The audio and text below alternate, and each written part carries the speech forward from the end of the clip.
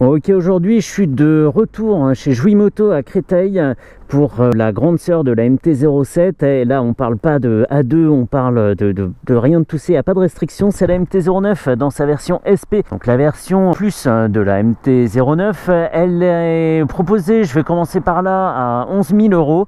Un tout petit peu moins à l'euro près, au lieu de 10 500 l'année dernière. On a gagné pas mal de choses, un TFT, un meilleur freinage, le bloc CP3 a été retravaillé, on va y revenir. Je vais commencer par les points qui fâchent, parce que c'est ce que j'ai vu en premier quand je l'ai vu en concession, c'est cette gaine là. Vraiment pas belle, il y a deux gaines qui se rejoignent, donc ici c'est bien gainé, joli, en haut aussi, très bien, mais par contre ça se rejoint avec du Chatterton vraiment un peu bricolo. C'est dommage d'avoir fait la gaine de ce côté là, on l'aurait fait de l'autre côté, au moins avec le Neyman on l'aurait moins vu, c'était caché par le cadre, et en présentation c'est un peu dommage. Deuxième truc, c'est le klaxon qui est orienté comme ça, il est orienté vers le bas et les deux cosses sont face à la route, donc avec les intempéries je donne pas trop cher de ces deux cosses, le vieillissement risque d'être un peu accéléré. Et troisième point négatif, c'est pour moi, c'est le régulateur de tension qui est ici, qui est assez exposé, et pour en avoir vu quelques-uns qui avaient un peu vécu, je sais que le métal en général supporte pas trop d'être exposé aux éléments. Le revêtement finit par s'écailler un petit peu, c'est pas très joli quoi, ça fait un peu technique. Bon voilà, c'est un choix. Alors on va aller d'arrière en avant, d'avant en arrière, d'avant en arrière. Deux disques de 298, étrier radio, 4 pistons sur une très belle fourche inversée Kayaba, réglable dans tout ce qu'on peut imaginer. Un Bridgestone Batlax Hyper Sport, il fait 120 à l'avant, on a deux jantes de 17. À l'arrière il fait 180 de large, le disque est un 245 mm pincé par un étrier simple piston Nissin. Ouf, on arrive au plat de résistance, le CP3 qui a été retravaillé, il fait 4 chevaux de plus, maintenant il est porté à 119 chevaux parce que la cylindrée a augmenté, avant elle était de 847 cm3, je parle très vite, et maintenant elle est à 889 cm3, on est presque sur une 900. Il y a plus de couple, un petit peu plus, mais par contre il est dispo plus tôt, il est dispo à 7000 tours au lieu de 8500 auparavant. La puissance, elle, reste disponible à 10 000 tours. Elle a perdu 4 kg, elle fait 189 kg en ordre de marche. Le réservoir fait toujours 14 litres, malgré son gabarit assez imposant. Habillage, prise d'air. Qu'est-ce qui est fonctionnel là-dedans? Je ne sais pas. On peut y aller? Est-ce que j'ai oublié quelque chose? Non, on peut y aller. Go! Et on a les commodos de la MT10 qui sont superbes et qui permettent une navigation dans le TFT très facile. Alors je commence sur un mode, sur le mode 3. Il y a 4 modes, le mode 4 étant le mode pluie, où on n'a pas toute la puissance dispo. Moins le chiffre est élevé, plus le mode est sauvage. On verra le mode un petit peu plus tard. C'est pas dit que j'aille très vite aujourd'hui, étant donné que il y a des contrôles aujourd'hui sur l'autoroute, d'après un de mes indices. C'est bizarre, je suis calé contre le carter. Bon, allez, 20. Et alors ce que j'aimais pas sur les précédentes versions de la MT-09, c'était le comportement de l'accélérateur. Si je dis pas de bêtises, c'était le premier accélérateur électronique chez Yamaha, et en fait il était bizarre de feeling, c'était un fonctionnement très saccadé, très on-off, et en fait c'était compliqué de bien doser l'accélération. Tu vas là, ok, et en plus elle avait cette tendance à accélérer toute seule, même sur le point de patinage, sans gaz. C'était une moto qui était presque trop volontaire en fait, et ça c'était gênant parce que on était obligé de la surveiller en permanence pour pas se retrouver à 60-70 en ville juste parce que la moto accélère un peu toute seule. Et en amortissement c'est très bon, très souple. La précédente que j'avais essayé était très sèche, j'avais même du mal à parler tellement ça sautillait, c'était très tape-cul. Même sur des petites allures comme ça, c'était pas confortable du tout. Mais c'est un critère qui est difficile à juger parce que ça dépend de son poids, ça dépend de son type de conduite. C'est la selle qui est très confortable aussi. Je la touche là, je la tâte, et elle est assez molle, hein. C'est agréable. Il y a un shifter pro là-dessus, donc à la montée, à la descente, et il y a un petit indicateur ici QS avec une flèche vers le haut, une flèche vers le bas. Et je le disais, même si le TFT est un peu petit, au moins il n'est pas perdu dans son habillage, donc ça c'est pas mal. Et ils n'ont pas voulu faire un gros bout de plastique avec un tout petit écran dedans, tout ça est bien proportionné avec les voyants sur le bord de l'écran, si je dis pas de bêtises, non ça c'est pas sûr. Et la navigation dans le TFT est très facile. Pour ça, la petite molette à droite, ici pour se déplacer dans le menu, et pour cliquer, pour changer les paramètres. Là j'ai affiché par exemple la jauge à essence et le totaliseur, mais ça peut être la consommation de carburant. Il y a trip 1, trip 2, la conso moyenne, la température de l'air, la température moteur et la jauge. Elle est très très douce hein. À l'embrayage comme ça, déjà la commande est super souple et en plus elle part vraiment tranquillement. Donc une machine facile à doser. J'avais peur d'avoir une machine un peu saoulante et en fait pas du tout.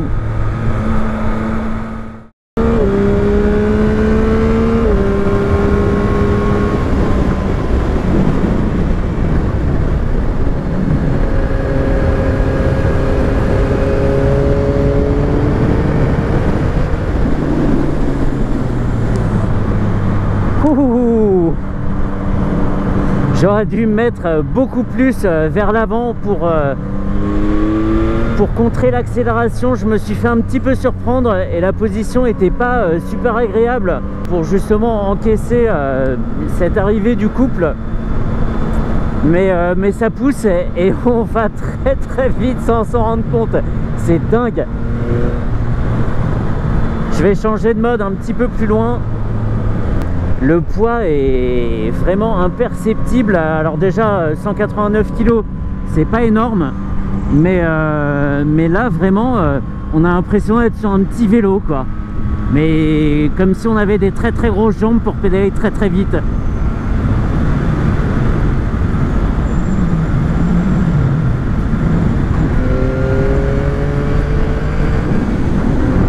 Un peu sec à la descente le quick shift. Mais c'est peut-être de ma faute. Non, il est un petit peu sec pour l'instant. Il y a peut-être besoin d'une petite mise en place de ce côté-là.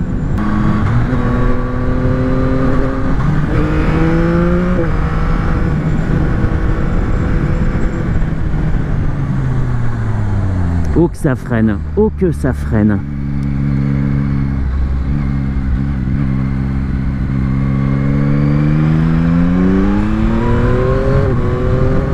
Très très douce quick shift.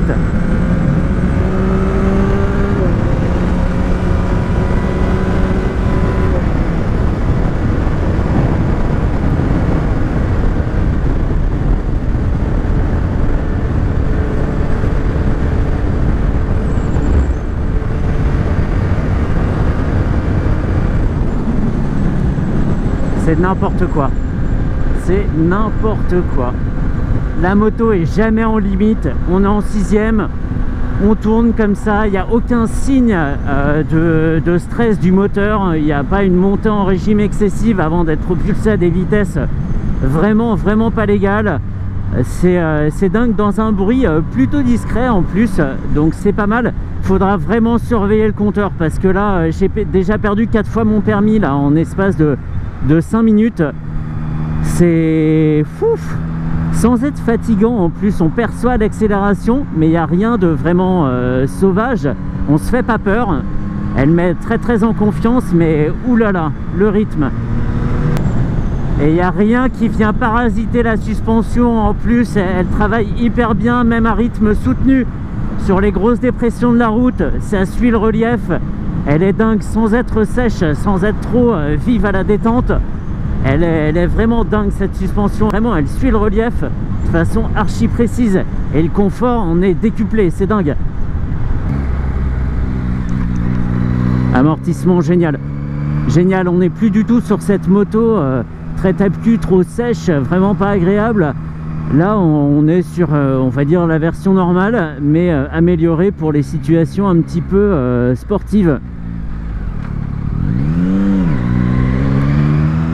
Et elle se conduit sans y penser hein. Pour une MT-09 comme ça, cette douceur, c'est vraiment bienvenu hein. et d'autant plus pour la version SP.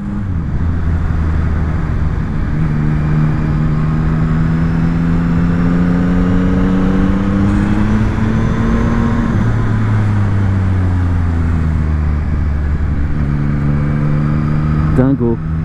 Alors la position est pas très en avant, là je suis vraiment assis tout à fait normalement sur une position neutre. Ça aurait peut-être été pas mal, je sais pas, d'avoir des pontets un peu plus courts pour ramener le pilote vers l'avant, mais pas grand chose, hein. Si on était comme ça, ce serait peut-être encore mieux. La position de base sans y réfléchir est très neutre.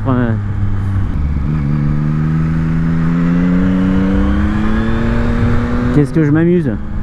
C'est dingue, et sans me faire dominer par la moto. C'était vraiment cette impression avant que c'était la moto qui décidait. C'est pas très agréable quand c'est le cas, et là en fait on est vraiment maître de la machine. On sait qu'elle peut faire plein de trucs, mais en utilisation quotidienne elle est aussi douce que n'importe quelle machine, même une MT7, vraiment très très douce. Je suis hyper content. Aïe. Bon allez, go, je repars, je vais changer de mode, je vais me mettre sur le mode énervé, donc le mode 1, et puis on va voir ce que ça dit. Surtout la réponse à la poignée, c'est ce qui me préoccupe le plus. Ok, du coup mode 1, voilà, parfait, traction control à 1. Et je l'ai pas dit, mais il y a un régulateur de vitesse, je vais le mettre un petit peu plus loin. On verra bien ce que ça dit.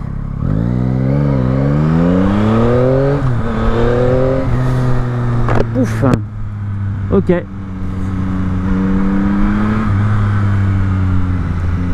On voit tout de suite la différence, hein. C'est net.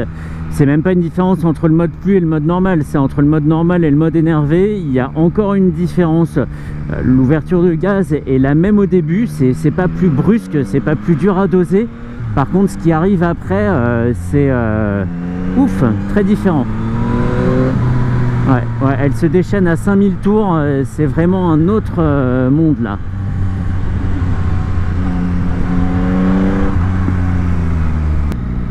Et comme la MT7, elle est plus belle ou moins moche, c'est comme on veut, en vrai qu'en photo. J'ai pas eu de mouvement de recul en la voyant. Et puis en plus, quand on se voit dans le cul des voitures comme ça, la petite signature lumineuse est assez jolie. Même si j'adorais la version d'avant avec ces deux petits yeux là, ça c'était top aussi. Elle est vraiment d'un comportement hyper naturel en courbe. En fait, on se prend très vite au jeu. On oublie qu'on a cette débauche de puissance au bout de la poignée. Et en fait, on s'amuse assez vite à enchaîner gauche-droite comme ça. Elle est hyper intuitive. Et le quick shift est vraiment très bon, hein. Il travaille dans une discrétion, qu'on soit pas trop en charge ou vraiment avec la poignée bien tournée. Il reste discret, il claque pas du tout en fait. C'est exactement comme si on passait le rapport à la volée. Ce qui n'est pas le cas chez Triumph par exemple. Chez Triumph, il faut être assez bien placé. Si on est trop bas, il sera trop sec. On sent qu'on fait un peu mal à la moto, et là il est vraiment hyper bien calibré. J'ai même pas peur, hein. Elle est vraiment... ouais, c'est ça, en courbe, c'est... Aller en courbe, c'est comme aller tout droit en fait. Ça se fait tout aussi simplement.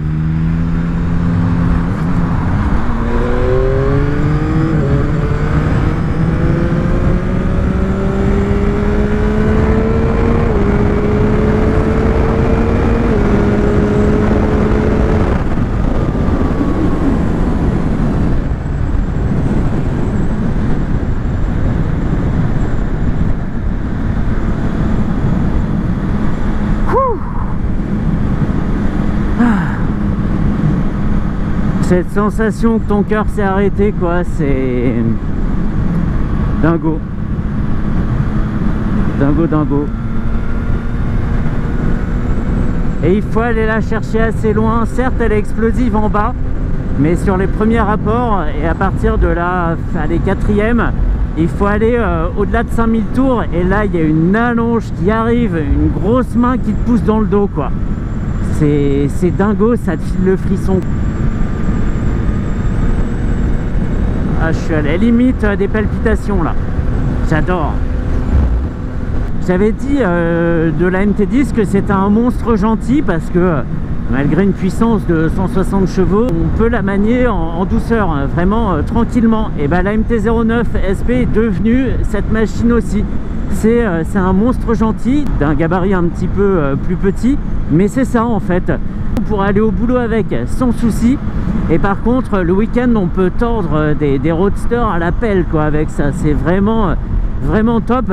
Elle a pas deux visages, elle en a 3 ou 4 en fait. Je suis hyper enthousiaste sur cette bécane, c'est dingue. Et vraiment je partais avec un a priori d'une moto qui allait être sèche, qui allait être chiante en ville parce que ça accélère, on coupe, bam, ça freine d'un coup, etc. Et en fait pas du tout, elle est devenue d'une douceur, je le répète parce que c'est vraiment son plus gros atout maintenant. C'est une moto de tous les jours, mais par contre le week-end, il y a de quoi bien s'amuser avec. Sans changer de moto, c'est ce qui est top quoi. 11 000 €, ok, bon, 11 000 €, mais on repart avec 3 motos. Et c'est super bien réussi.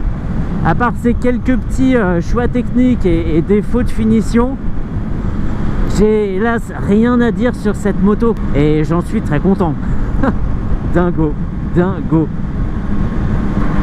Et ben voilà, merci à Jouimoto et à Pascal pour le prêt de la machine. C'est lui qui m'a appelé, il m'a dit bon c'est bon, la MT9 est rodée, tu viens, tu vas t'amuser. On l'a tous essayé, on s'est éclaté. Et franchement il m'avait pas menti, il m'a pas survendu le truc. Et ça a été vraiment un très bon moment à son guidon. Le seul truc con c'est qu'elle va tellement vite que j'ai fait la boucle en un rien de temps et qu'il est déjà temps de la rendre. Ça c'est un énorme défaut ça.